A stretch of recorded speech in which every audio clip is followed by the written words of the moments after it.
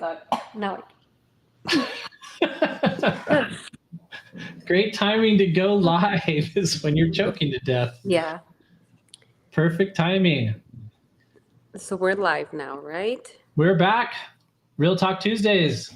Live streaming on Instagram, Facebook, and YouTube. Allegedly. Allegedly streaming on all three platforms. I think I am going. Okay, so we are on my Instagram. Are we on your Instagram?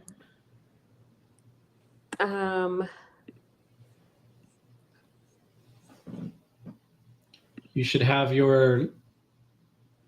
that window up. Our faces should be frozen on it, and then you got to click go live in the top right corner. Yeah, but I never saw her face on there. Are you able to click go live? If you can't click it, then it hasn't connected yet. No. No. Well, hopefully that changes. Maybe refresh your page, see if that works. We'll double check and see if we are on Facebook and YouTube. Let's check out YouTube and Facebook. Make sure we're going live. We got questions. If you are on here right now, feel free to put any questions you have related to real estate into the chat, and we will make sure that we get it answered for you while we were trying to get all connected on all the other platforms here. Let's see if we've got... All right, so I did refresh it. I am back, and I still don't see us. And you did put my stream key, right? Yes, I did. So it looks like we're connected on yours, correct? We are connected on mine. We are connected on Facebook. For both? I didn't check yours. I checked mine.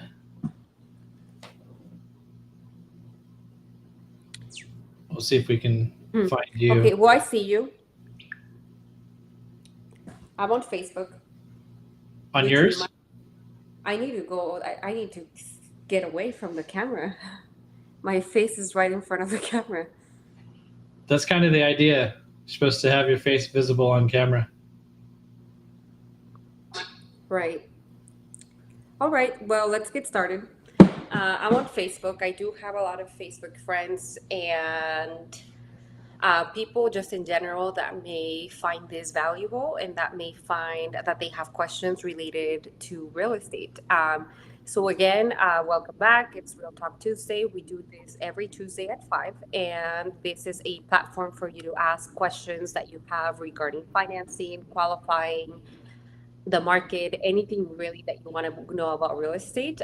You can send us a message. You can type it in the comments, or you can give us a call at another time if you have any questions that we didn't answer on this call. Yeah, because we're probably not supposed to be answering phone calls in the middle of this, right? Yeah. Yes. My phone is silent, so take the call out. We are not taking calls, just comments, DMs, and that is it. Again, this is a space for you to get all of your questions answered.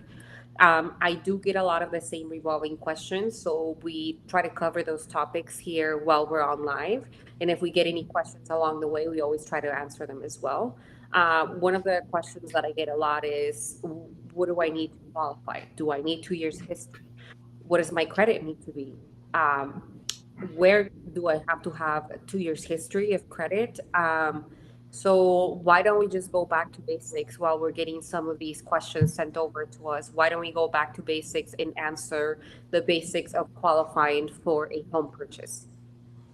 If only there was someplace people could go in like a webinar style and get answers to all of their questions. Maybe we should do a little commercial real quick here. What do you think? We should.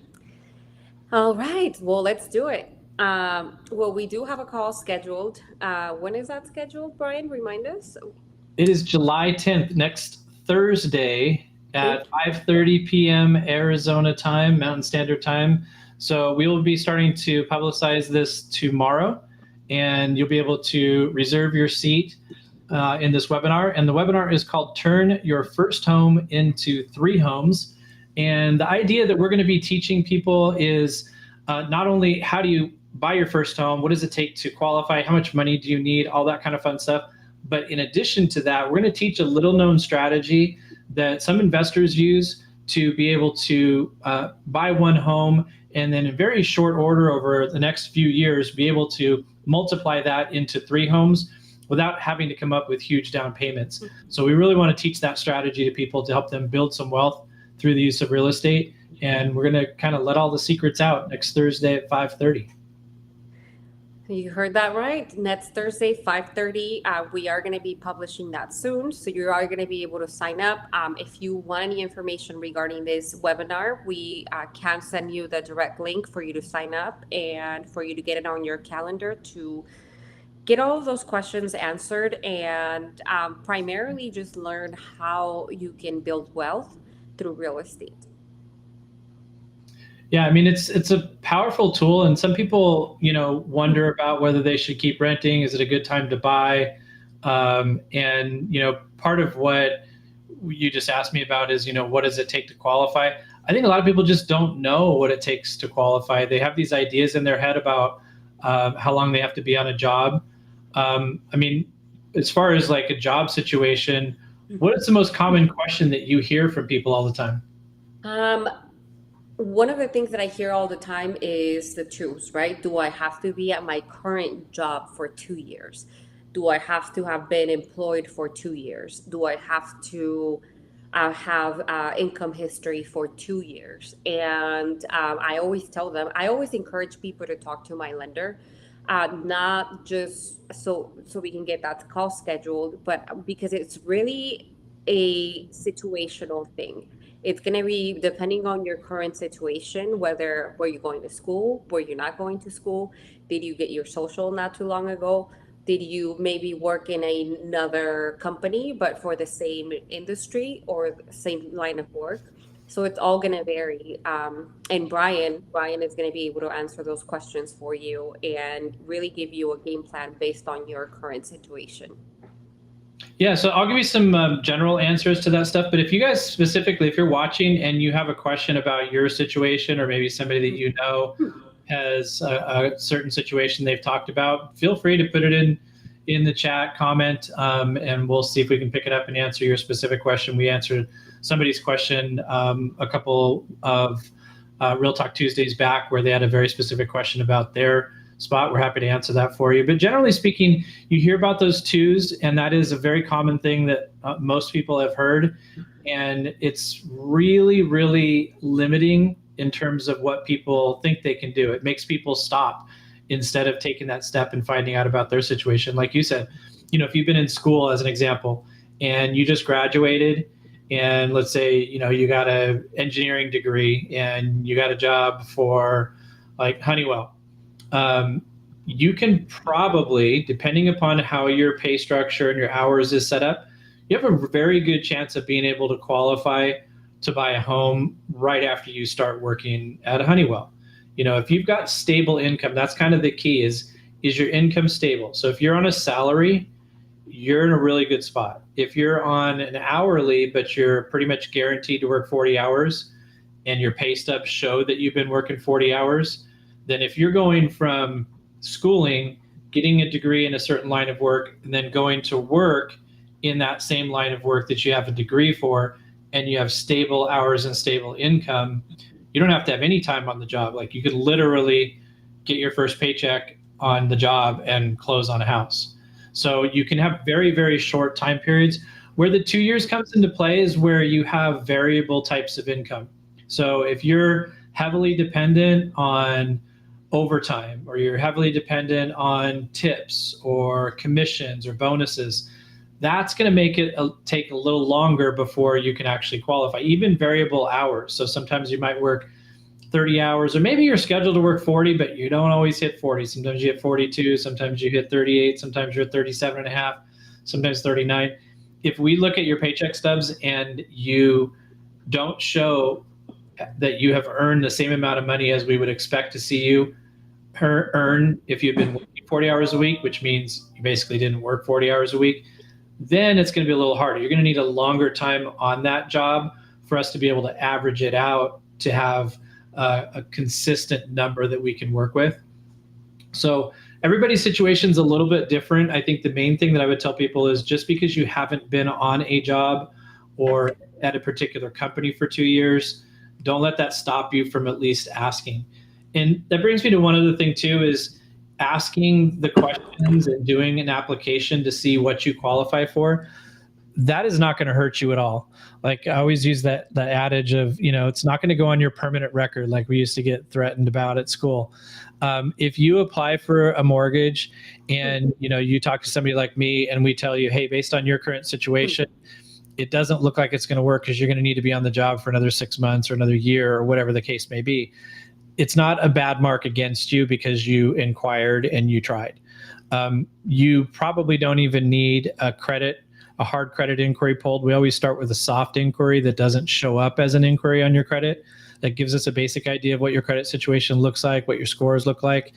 And we can look at all your income stuff, and then we can figure out and pretty much give you an answer without even having a hard credit inquiry, without you spending a dime on the process. It's just the time that you take, the time that we take to invest in figuring out what you can do. And a lot of times people find out they can actually buy when they didn't think that they could. And for the very few cases where you got to wait longer, then you actually have a plan that we'll put in place for you, and you'll know, okay, here's what you need to do. You might be self-employed, starting a business a year and a half ago, and you heard that you had to be, in business for 2 years. That's also not always true. So just ask, make the inquiry, do the application, figure out what the real answer is before you make decisions without actually having facts in front of you. One other thing that as you were mentioning, that I wanted to emphasize that as agents, if you are somebody that has questions and you feel like that if you talk to a lender or if you talk to one of my lenders, I'm going to know your entire financial situation. That's actually not the case. As agents, our sole job is to represent you in the purchase, to educate you, and to negotiate on your behalf. I do not have access to your finances. I do not have access to your credit. I don't look at any of your finances, any bank statements, anything related to your financial situation. I don't look at. My lender and I are always going to have communication regarding your situation to see how I can help you as your agent, how I can help you by negotiating on your behalf, by maybe getting additional credits, maybe by negotiating on the price itself. But it's never going to be like, um, Jackie, your client or your friend so and so has very bad credit, they have all of these expenses. That's never going to be the case. At the end of the day, my lenders I'm always going to connect you to somebody that I trust. And when I connect you to someone, it's not for you to move forward this second. It's not for me to look at all of your finances. It's for you to simply get educated, know where you're at, and have a plan in place on what we can do to help you get to that finish line. So if you know me, if you may be seeing this video or this Zoom webinar, this live, if you're seeing this right now, you know me because we went to school together, because we worked together, because our paths have crossed at one point in life, and you feel like you can't ask questions, know that you can, and know that I will connect you to one of my lenders because I'm not going to even look at that information directly. I'm always going to do the best that I can to try to connect you to somebody that I trust, Brian, to somebody that I trust, and so they can look at your finances and they can tell you based off of this information, this is what we can do for you, and this is what you need to do right now for when the time is right for you, then you can move forward. So again, it's not just about, hey, let's get on a call, you're going to buy a house tomorrow. It's let's get on a call, let's see what we can do for you, and then let's plan from there. Yeah, and it's not just because Jackie's trying to be private and keep your info private, like she is trying to do that, but on the lender side of it, we can't divulge that information to real estate agents. So we're very, very careful about the information that we share. There's, certain things that we can share and most things we can't share. So don't even worry about that part of the process, because not only is, Jackie going to keep it separate, but we as lenders definitely have to keep it separate. So it really, I think that's the main thing for most people to understand, is it's not going to hurt you to find out. Like it really troubles me when people are making decisions without actually getting the information. That's the hardest thing for me to hear, is like, well, I'm going to talk to my family member, I'm going to talk to my business partner, or whatever, we're going to get ourselves in a better situation, and then we'll get back with you in 6 months. Well, how do you know what your situation needs to be if you didn't go through the process of completing an application, letting us look at your income documents or your tax returns? Like, that's the thing that I really wish people would not do. Is one thing is, decide on whether or not you should proceed forward without actually making an application and finding out what you can do. The answer might be you definitely have to wait, and here's your plan of what you got to do. But the answer could also be you can actually do this and you didn't think that you could, and here's what it looks like today. And even if we give you that answer, you could still say, no, it's not the right time for me, I'm going to still wait. And that's okay too. But at least you have the information so that you can make an informed, smart, intelligent decision. And the other thing too, while we're on this subject of not checking into things, don't try to do credit repair without talking to a lender first. There's companies out there that do credit repair. There's some that are really good. There are some that are well known. They shall remain nameless at this point, that charge you a lot of money, and they do not have the focus on getting you prepared to qualify for a mortgage. I guess that's the best way to say it. Like, they'll go through the process of working through credit repair, but in terms of the order of things, how they go about things, the things that they try to get done, it might not be the best thing for mortgage qualifying. Whereas when you talk to a mortgage person, we pull your credit, we're going to be able to tell you very specific answers about, oh, you know what, you might be better off paying this off, or this one you might need to negotiate what we call a pay for deletion, or you might just need to pay down a balance here, or this one, you know what, it's a huge balance, you'd have to spend a ton of money, you're better off going through a credit repair process. Because in a credit repair process, what they can do is they can be very specific about what they challenge.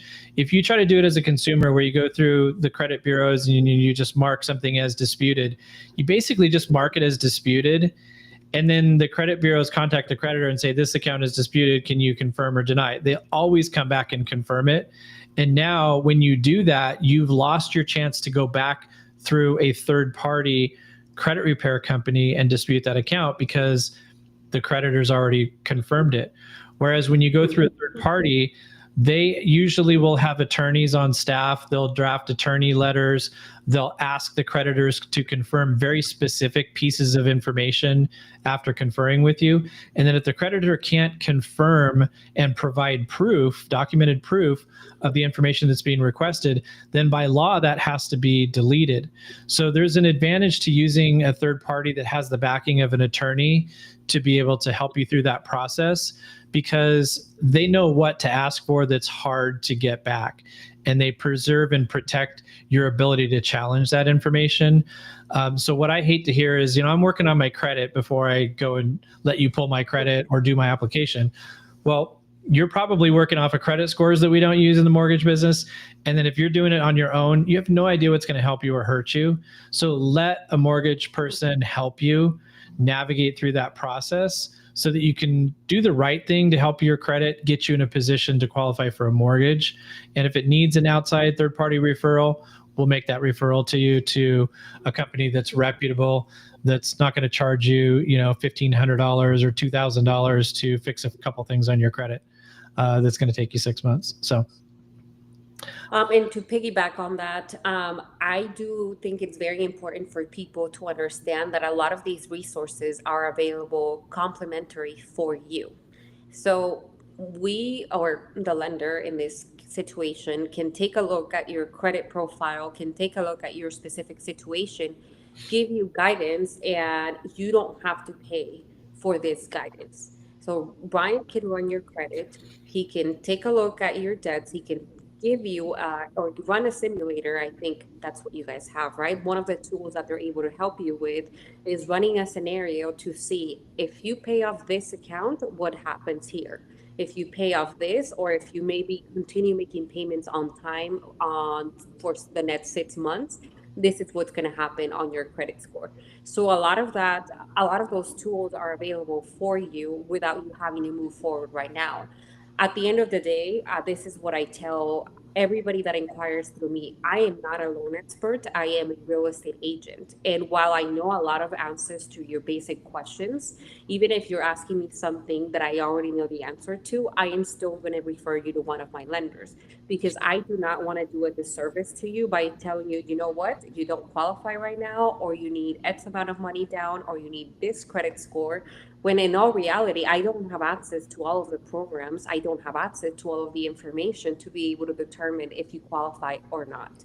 So, and as a matter of fact, I've helped so many people that have gone through other agents because they get disqualified by agents, realtors, not lenders. They get disqualified by realtors because just based on their situation, oh no, we're not going to be able to do it. Oh no, you need to pay off that car. And you don't know. You don't know unless you have the information in front of you and you have the entire picture. That's how we're able to determine, do you qualify now or do you qualify in the future? It's not a yes or a no. It's when do you qualify or do you qualify at this point in time? And if you don't, it's not you don't qualify, see you next life. It's you don't qualify right now, but here's what we can do. If we follow these steps, A through Z, 1 to 5, whatever, if we follow these steps, we can get you to that point where you do qualify and you can get the keys to your home. Yeah, I think that's something that is really, really important because it happens a lot where people get talked out of even taking the next step to see what they can do. Sometimes it's by themselves, but sometimes it's by real estate professionals that are just tell them they can't do it. And it even happens with lenders. You know, some lenders, they're they're not experts in everything, and some actually have the perspective that I do this really well. Like, for example, and I know people personally, and there's nothing wrong with them personally, but they choose to run their business in a certain way where it's like, I'm really good at conventional loans. I'm not that great at FHA or VA loans. I'm just going to focus on conventional because most of the people that I come in contact with are, you know, higher income level, higher purchase price, better credit situations. And so that's all I'm going to do. And they're not worried about those ones that they may come across that, you know, maybe is a little lower price range, needs an FHA loan. And so they may just say, you know, I'm not really great at that. I can't help you. And people could get discouraged. So I think it's important too to make sure that you're talking to people who are well versed in all different types of loan programs, making sure that they have the ability to give you the right answers. And every once in a while, the answer might be, hey, you know what? That's really not my area of expertise, but I'm going to connect you with somebody that actually is much better in that area. Or maybe it's a loan product that they don't have. You know, that's the kind of people that you really want to make sure that you're connected with, that can provide answers and resources and not just a no. Because it doesn't really need to be a no. It can be not right now, but here's what we're going to do to get you to a yes, like you said. One thing that came across as a question that I want to ask you and pose to you is, how long does it take from start to finish to be able to move into a house? Because a lot of people are in leases, you know, and they have, you know, a lease that might be good for another 3 months or 6 months. How long does the whole process take for somebody to get into a house? Well, typically it takes 4 to 6 weeks from the pre-approval moment. So from the moment you're pre-approved and you go out home shopping, we can get you under contract and the process can be finalized for you to receive your keys in your hand by 4 to 6 weeks. Now, when you're in a unique situation where you may have a lease that's coming up due or you have a lease that's due in a couple months, there's more strategies and there's more things that we can do for you at that moment in time. It's just strategizing for you to save the most amount of money and put the least amount of money out of pocket. Um, we actually have a client right now. One of my agents has a client that has a lease that's due in, I believe, September. So the way that we can help her pay, not pay at the same time in both the lease and for mortgage, is by aligning the closing date to. Is that my alarm so I can stop talking? Yes, I just put on the talk restrictor for you. So again, we can align the closing date. If, for example, her closing date was in the first week of August, then her due date is not going to be until October. So that allows her to buy her home, move out in time for her lease to be over, and not have a payment due until October. So those are some of the things that we can do to strategize when your lease ends. Another very unique thing that we can do, and obviously Brian is going to step in if I'm saying the wrong information because I'm putting my lender hat on right now. Right now, there's a very unique conventional program that allows you to put 1% down, and the program will contribute up to $7,000 for your down payment. So another unique way of breaking out of your lease is if you have your down payment, you're putting in your down payment, you're using a program like this, you can potentially take advantage of the program. The program's going to give you $7,000 that you're going to be able to save, and you're going to be able to break your lease sooner because you're essentially making up that money with the contribution from the program, and getting into a home sooner and getting into the opportunity right now. That's just an option. It really just depends on what your current situation is, when your lease ends, what type of loan are you qualifying for. But when we tell you that we're going to look into all of your options, we mean it. We're going to look into every single option that we can to save you the most amount of money and to get you into a home as soon as possible for you to take advantage of the opportunities in this market right now. So I have another question for you. This came up today. Is it a lender question? No, I mean, sort of. Yeah, but it's a question that I would rather get your opinion on, and if anybody wants to weigh in on this too in the comments. So there's a mindset about giving a lot of options and choices. That's one way of doing things, and then there's the opposite viewpoint that if you give too many options and choices, that it causes like analysis paralysis and you don't do anything. What are your thoughts on that? Well, I feel like I'm pretty logical. At the end of the day, it's gonna be depending on the client. So in my mind is how can I save the most amount of money, or how can I pull the least amount of money out of my pocket? So the options that I'm going to offer are going to be tailored to that. I'm not going to offer 30 different options in the book and have you choose. That's why you're working with me, because I am the expert and we are the experts. So we're ultimately going to tailor a solution based on your current situation. We're not just going to blast you with 30 different options for you to just choose. We not only like to present options, but we also like to educate you so you can make the best decision for yourself and your situation.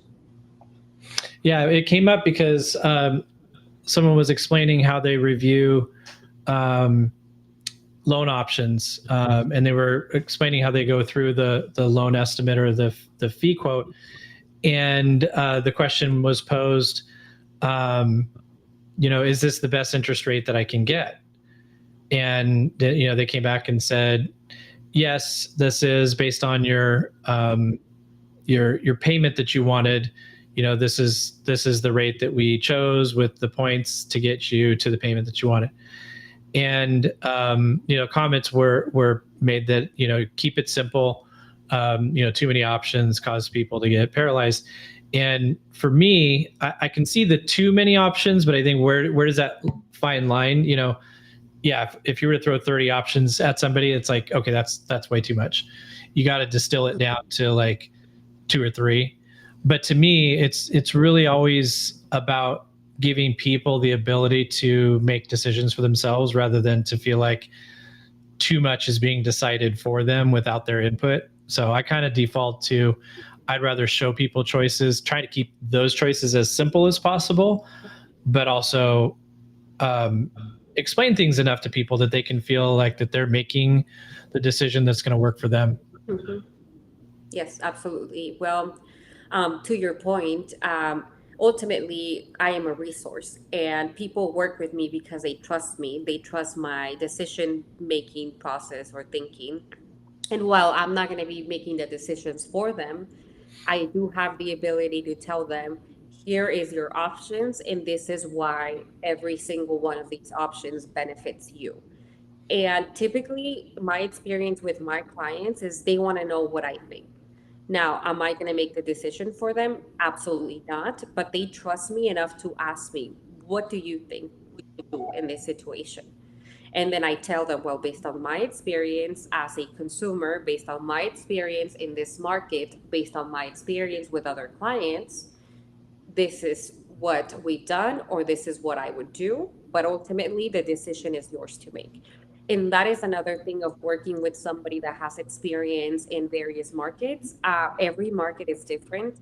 It seems like for me, every year has been different. And I've had a lot of different, I've been fortunate to had a lot of experience with a lot of different situations, different scenarios, different financing, different buyers, different markets. So I am very confident when I advise my client in a specific direction or option because I've encountered that situation in the past. Now, again, this is not me making decisions for my clients. This is just educating them based on what I know and based on the resources that I have for them. Yeah, I mean, it's definitely one thing to weigh in on it, and I think you're 100% right that people, they do want your opinion, and you have to be able to deliver that opinion with some confidence and conviction about it. Because when you don't, when you just like refuse to give, input or opinions or experiences, it doesn't help anybody try to feel confident about the decisions they're making, especially when we're talking about first time buyers, because they don't know what the process is like. They don't necessarily know what the right answers are. They need that help and support and that guidance. And I think good professionals are going to be able to give that kind of feedback that helps people feel confident and comfortable in the decisions that they make. Um, I did have a question too that we get a lot that people ask is, should I be buying right now? Are you ready to buy? Yeah, I mean, that's the first question. So, how does somebody know if they're ready? Let's start there. Maybe you can address that part of it. So when people come to me with that question, I always try to find what's going on with their current situation, their current living situation. Where are they at? Are they staying with parents? Are they maybe renting an apartment? Are they with a sibling? What is their current living situation? And based off of that, we're able to determine a lot of things. Like, number one, are you paying for a place to live or are you not paying anything? That's question number one. And based off that question, we're able to determine, okay, well, you are paying for somewhere to live. Do you have to live somewhere? Yes. So you're going to continue to pay for somewhere to live? Yes or no? Yes. So then, yes, in essence, if you qualify, if you are financially ready based on the numbers, you do qualify. There's people that qualify on paper and still feel like they're not ready or it's not the right time. I always tell people to look, you're qualifying based on your financial situation, on your debt to income ratio, on your current debt, on your current salary or hourly pay. You're qualifying based off the debts that you currently have and what you can afford and what the bank will determine that you can afford. So if your question is, can you afford it? You can. Based on paper, you can. Now, do you want to? That's a different question, because whether or not you can afford it, I know a lot of people that can afford it but choose to live a lifestyle to where they will rather not afford it. They will rather pay a couple $100 less to continue to rent, but continue on that lifestyle of, getting Starbucks every day, going out to bars, to restaurants every weekend, or maybe every other day. It really just depends on your lifestyle too. But I always tell people to find out what their current financial situation is and really take a moment to assess your finances. At the end of the day, whether you're my age, Brian's age, anyone's age, we're not getting any younger. So ultimately, you're always going to find need a place to live, and rents, they're not going down.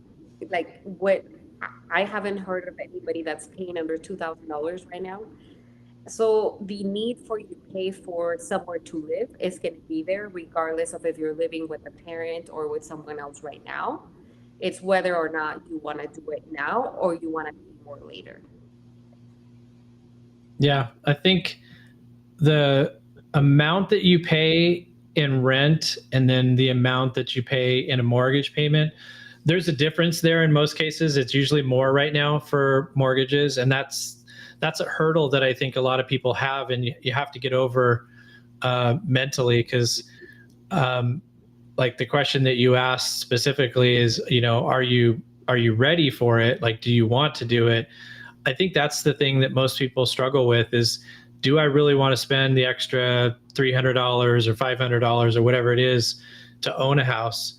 And, what sacrifices do I have to make? And I think it can be very short-term thinking to think that way. If you put the long-term vision on and go, okay, well, if I'm going to make the sacrifice today, what is that going to get me down the road? And that's an important question. And we actually run those numbers for people, and we can model that out and show, okay, well, like if you're going to, let's say you make some sacrifices in your day-to-day lifestyle, you're not going to Starbucks all the time. You're not going out to the bars all the time. So you can save yourself $300 or $500 a month. Okay, well, what can I do with that money? Can I invest that in something? And how much am I going to make in returns on that after a year of doing that? Or can I invest that extra money that I've saved because of my lifestyle change and invest it in the higher payment that's required with the house? Okay, well, if you do that, we can model out, okay, well, what is that going to mean for growth and equity in that house over a year, 2 years, 5 years? And it's dramatically better if you're investing that difference in the monthly payment into a house as opposed to putting it into an investment. And it goes without saying, it's way better than just blowing it on, lifestyle choices. There's some people that could teach you how to make coffee at home. Jackie learned sort of how to do that and save money. But little minor things like that, you can actually save a lot of money on what your expenses are, and put that towards something that's actually going to build and grow for you. And then if you want to learn how to turn that into 2 houses and 3 houses, you can jump on a webinar next Thursday at 5:30 with Jackie and I. And it's called Turn Your First House into 3 Houses. If you're interested in that, just hit either of us up. We'll have the link out tomorrow. We'll start publicizing it so that you can sign up for that. Then we're going to go through that actual strategy of how do you end up becoming an investor in real estate, because it's huge potential returns for you without having to have a ton of money. You don't have to have perfect credit. And it's way easier than you think, but it's just not common knowledge. Investors in real estate, they learned it and they take advantage of it. We're going to share all that with you guys next week. And also, this isn't something that it's just if you're buying your first home. If you're already a homeowner, this is also for you, because we're going to give you the strategy for you to convert that current home that you have into 3 homes. Yep, absolutely. What else you got for questions? I got a comment that says I'm the best, but that's not a question. No arguing that one, right? Nope. Since we are in the question times, this is a reminder again, if you are logged in and watching this, this is a space for us to answer all of your questions, all of your financing, real estate related questions, real estate market, whatever you got, make sure to type it in the comments and we'll be happy to answer that for you. If you have something else, you can always message us and we'll be either answering it privately to you directly based on your current situation, or we will answer it on the next call. Yeah, and I can talk about just some other creative ways that people would qualify for a home purchase. I'm actually working with a client right now who's got multiple different businesses, generating, good money. And one of the things that people who have their own businesses have a challenge with sometimes is one of their goals is to show that they make as little taxable income as possible to pay Uncle Sam as little as they can. It's a very, very common thing for people that have their own businesses. So when you're in that situation and you have your own business, don't feel like you're, unusual because maybe you're generating $100,000 or $200,000 in revenues, but you're telling Uncle Sam you make $40,000 or $50,000, and that just makes it difficult for you to be able to qualify for a mortgage payment. There's a lot of different ways to be able to qualify people. The first thing we always do is we do look at the tax returns, because there's some things that we can look at on the tax returns that we can actually add to your income. And without getting too far into the weeds, that's the first step is we always want to look at the tax returns. If after the review of the tax returns, it turns out, yeah, you know what? Your accountant is awesome. Like, you're not paying enough in taxes. You're not showing a lot of income. We just can't go that route. Some people feel like that's the only route that they can go, when in fact it's not. There's different programs. Probably the most common program that people hear about or think about is they call it bank statement program. And basically what it is, we look at either a year or 2 years worth of bank statements. They can be either personal bank statements or business bank statements. And we look and see how much money through there. Like, what are the deposits going through there averaged out per month? And there's some calculations that we do on them. We don't necessarily get to use 100% of the income. What type of business you have has an impact on how much we get to use. But in essence, what we're doing is we're looking at the cash flows that your business is generating and how much is going to you. And we can use some amount of that to qualify you for the mortgage instead of looking at what you're reporting to Uncle Sam. So that's one way to do it. Another way to do it is through a 1099 type program. So basically, you might be an independent contractor. You could be driving Uber or Lyft. You could be doing DoorDash, that kind of thing. So a lot of the gig economy jobs, you're getting 1099s at the end of the year from each of those places. Well, you're technically self-employed. You're a business owner. More than likely, you're filing that income on a Schedule C. But again, if you got a good accountant, you're going to try to write off everything. You're going to write off all of your mileage expenses, your car expenses, fuel, all that kind of stuff. You may not show that you make a lot of taxable income. And what we can actually do is we can take those 1099s and use that as your proof of income. There's, again, some calculations that we do on that.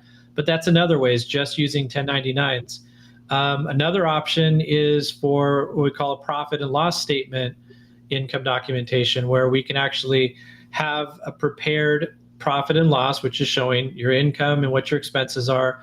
And we could potentially use that for your income qualification.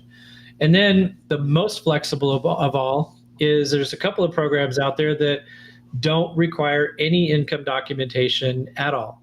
So we don't even have to state what you do for work. We don't have to state what your source of income is, and we don't have to provide any proof of your income. And those programs allow for you to be able to still purchase as long as you've got a good amount of money in liquid assets, liquid reserves. So it needs to be in bank accounts or investment accounts that you can get at very easily. You got to put a lot more money down for that type of program. But if you put a large down payment and you got a bunch of money left over, then we don't even have to get into the hassle of getting tax returns or bank statements or 1099s or anything. Just look at your credit score, look at the money that you have. If you've got it, then you're good to go. I use this analogy of the stool a lot of times, not the stool sample, but an actual stool. Like a stool softener? No stool softeners. I'll give you a tip on that. You're good at that. The stool has 4 legs. And so there's income, assets, employment, and credit. And if you've got 2 legs that are pretty weak, your stool is going to fall over. If you've got 1 leg that's weak, your stool can probably stand up. What do you have there? It's a little house.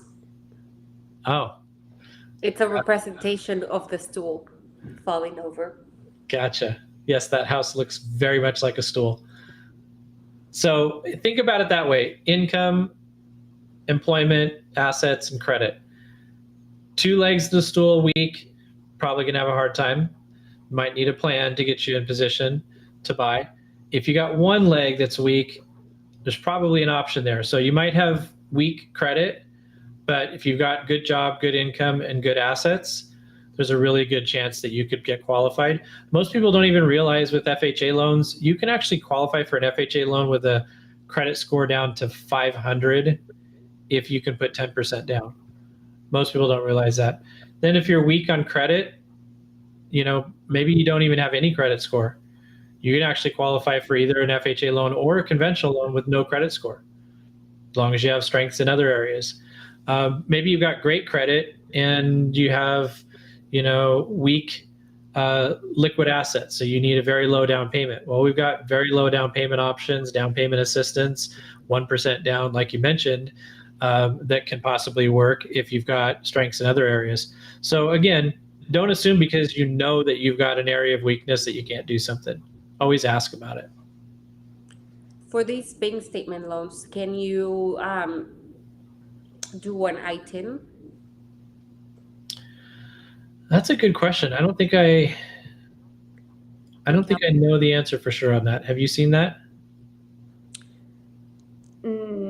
I've heard, but I haven't looked into it. Most of the ITIN programs are going to be very creative on the income documentation anyway.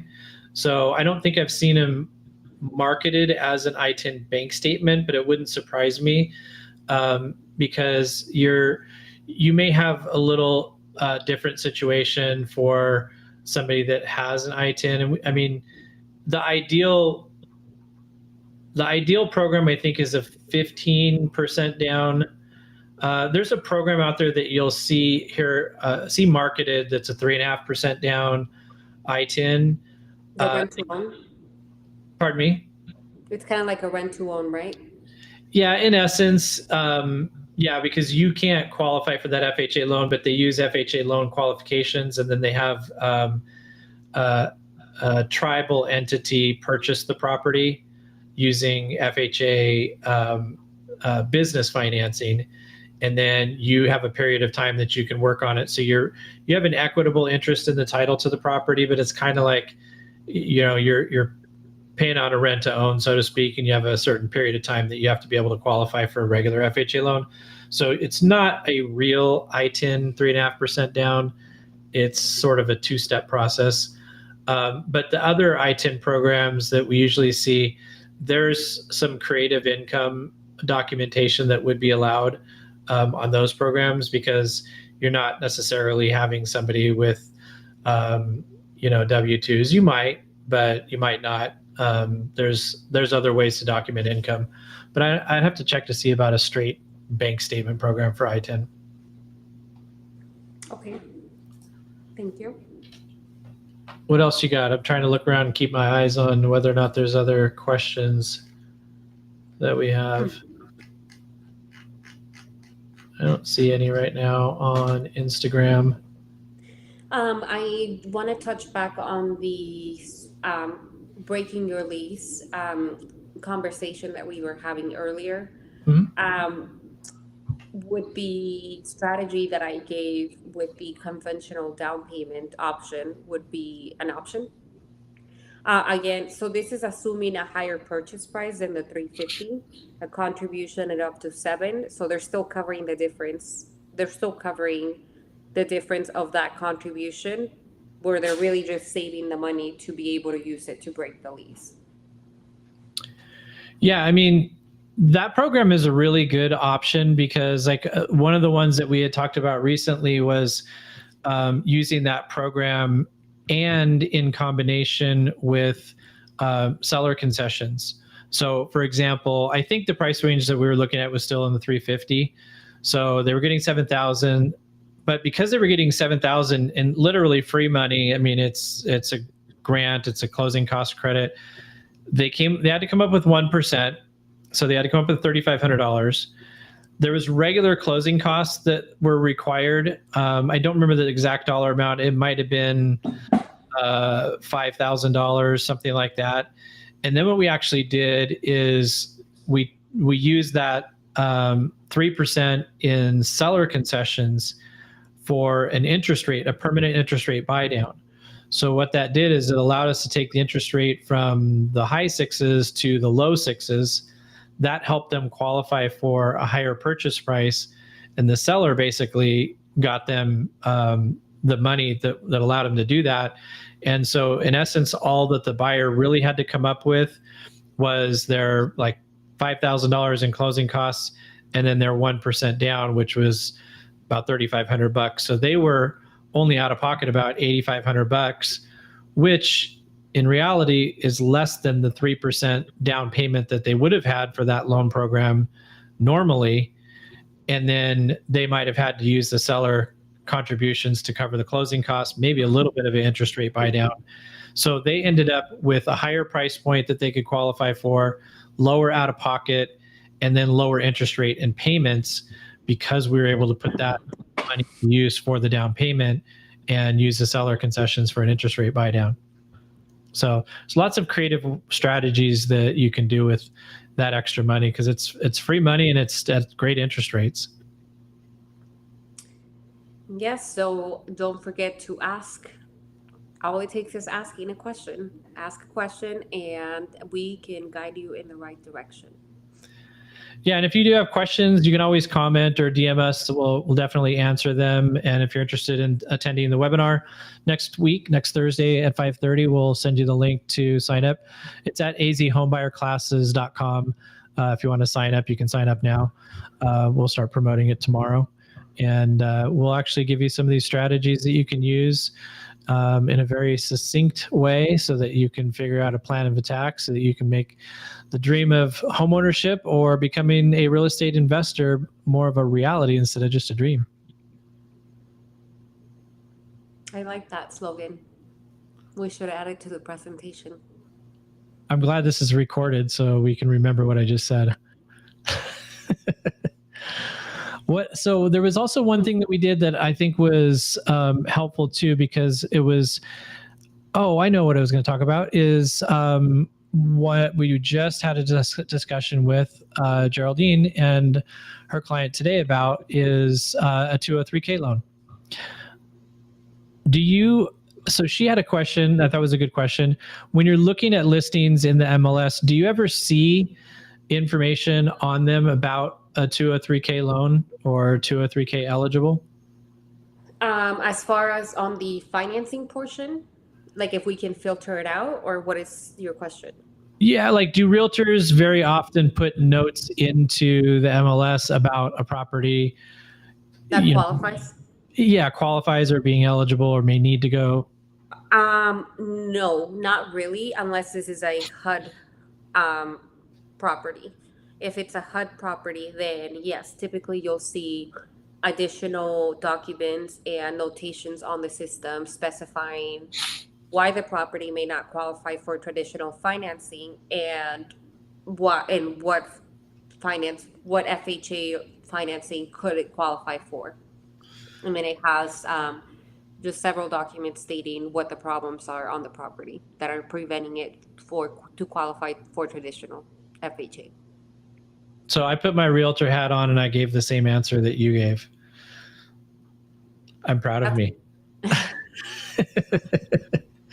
No, and like you said, you don't see that because, and I know the reason why I think, but I think it's most agents shy away from it, and they don't know to market it that way is the second thing. And then the third part of it is there isn't a qualification that a property has to meet to be eligible for that program. So it's not something that you could realistically, put into the MLS and say 203K eligible or home style renovation eligible, because the fact of the matter is every property is eligible for those. But what a lot of times agents don't think about when they have a listing that's maybe in a little bit of rough shape, and what you will see in the comments for financing types eligible, it may say cash or conventional, or it may just say cash. And that's one thing that a lot of people don't realize is when you have a property that the listing agent says is only eligible for cash because they know the condition of the property is not going to meet the minimum standards for FHA or conventional or VA. So they think the only option is cash.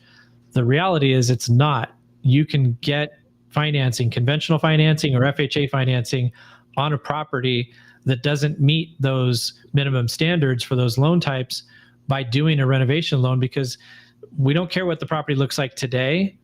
The way that we're going to finance it is based on what it's going to be after all the renovation work is done. So it's a great way for people to be able to get a property at a better value, at a better price, that needs some TLC, might need some more than TLC, might need some structural work, but you can do all that through 203Ks, and a little bit more you can do on a home style renovation. So you can actually get a house that's really exactly what you want after the renovations are done, but you can finance all those renovations into the purchase, as opposed to buying something that needs work and then you buy it as is, and now you got to figure out, okay, how am I going to pay for this $30,000, $40,000, $50,000 of work that I want to do to the house later?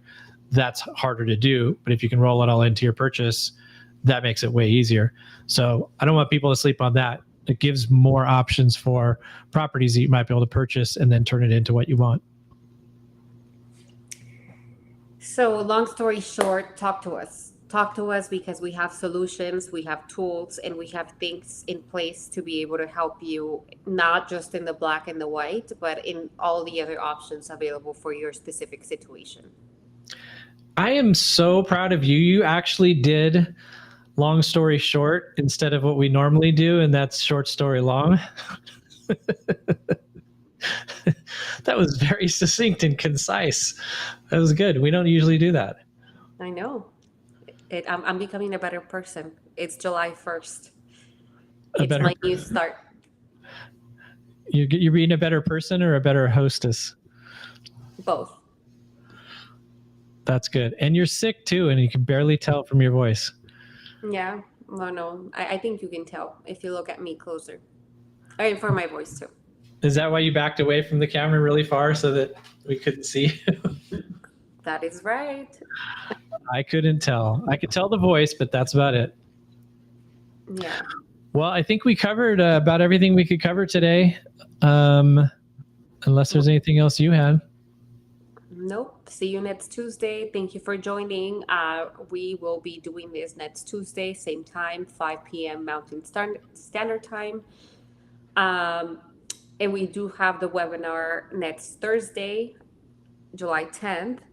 And if you need any information on that, keep your eyes out open for it. Yeah. Next Tuesday is TikTok, and next Thursday will be webinar. So we could just find a way for people to spend every evening with us, right? Yes. Mm-hmm. You need to get a life if you're spending every weeknight with us. Yeah. All right. Thanks, Jackie. I'm glad you felt good enough to make this happen. Thank you for having me. My pleasure. Take care, everybody. Thanks. Bye.